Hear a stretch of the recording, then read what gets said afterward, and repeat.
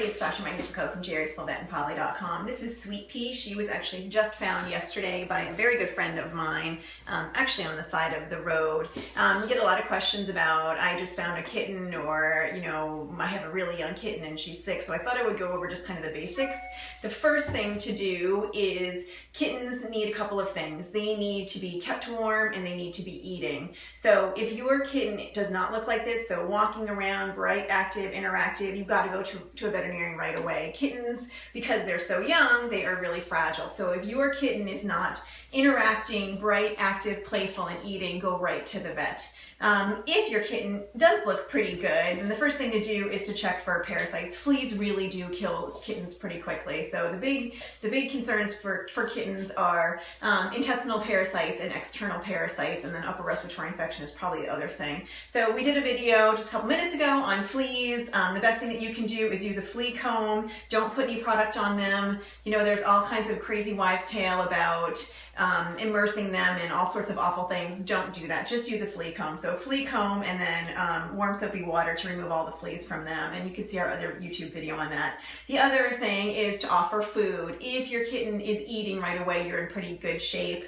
Lots of kittens come with intestinal worms. So the first thing that we're going to do is take a fecal sample and submit it to the lab and check for intestinal parasites. I tell people that you should, if you've got a new pet, you should see your vet within the first 3 days. Really important, so we can get things like intestinal parasites under control, start talking about vaccine status. And for kittens and cats, the first thing to do at the vet is to do a feline leukemia and FIV test, which is just a little test that we do in-house. It's about $45 here. The fecal is about $30. Then there are lots of things that we can do if you have fleas or intestinal parasites that are actually pretty affordable.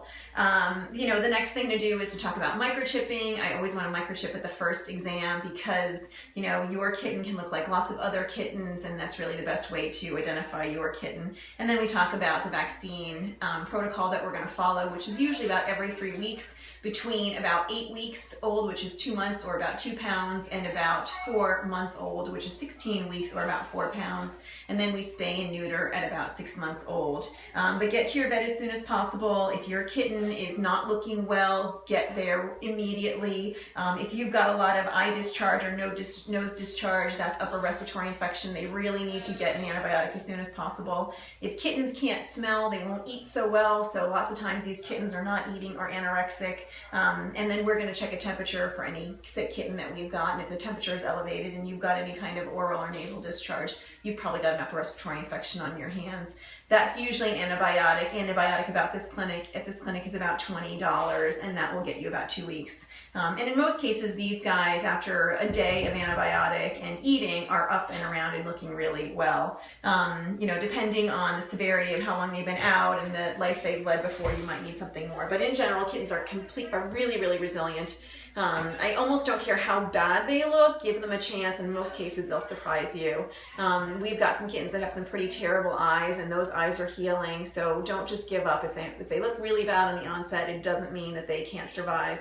And lots of times, just with a little bit of TLC, some antibiotics, keeping them warm, and feeding them, they will bounce back actually pretty quickly. That's it. If you have any questions, you can always reach me anytime at polly.com.